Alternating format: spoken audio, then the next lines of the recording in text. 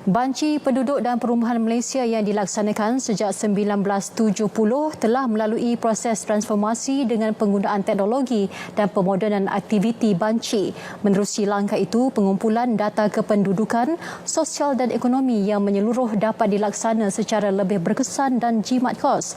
Ketua Perangkawan Datuk Seri Dr. Muhammad Uzir Mahidin menyifatkan kaedah mesra teknologi yang digunakan dalam pelaksanaan banci 2020 sebagai amat bertepatan dengan situasi semasa negara.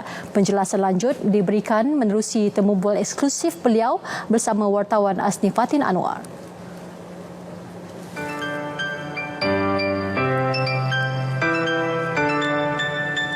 Banci 2020 yang merupakan banci edisi ke-6 mensasarkan penglibatan 32.6 juta penduduk.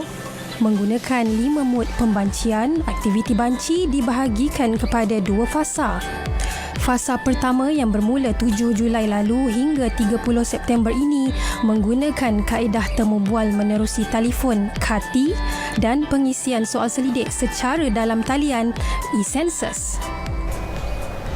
Buat pertama kali, Banci 2020 yang turut menggunakan kaedah e-Census ataupun bancian secara dalam talian mewujudkan war room ataupun bilik operasi yang bertujuan memantau perjalanan serta status pelaksanaan e-Census secara masa sebenar.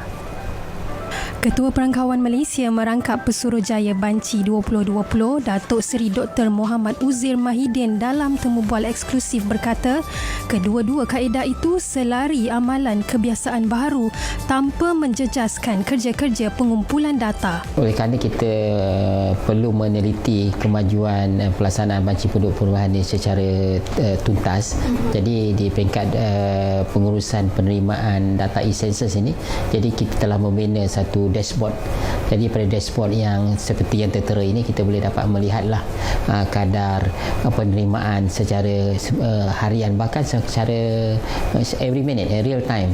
Jadi kita boleh nampak berdasarkan kad-kad yang kita telah hantar kepada isi-isi rumah yang lebih kurang 3 juta itu, so kita boleh tahu berapa banyak yang isi rumah yang telah mula mengisi, yang telah siap telah hantar. Untuk memastikan kesahihan, setiap maklumat yang diperolehi akan disemak silang dengan data terkini pelbagai agensi kerajaan menggunakan konsep integrasi data. Banci kali ini berbeza dengan banci terdahulu, yang mana banci kini ini juga memberikan penekanan kepada penggunaan data integration. Jadi data pentadbiran kita gunakan untuk digabung jalinkan, untuk buat pengesahan, untuk melihat kepada maklumat-maklumat yang diberi. Jadi kita yakin orang ramai pun memang akan memberikan maklumat yang sahih. Tetapi kalau ada kesilapan, ada kekurangan, jadi kita masih ada peluang untuk membetulkan kelemahan dan kekurangan tersebut. Kaedah KATI yang mensasarkan 5% daripada 32.6 juta penduduk dalam Banci 2020 setakat ini telah mencatatkan 60% kemajuan.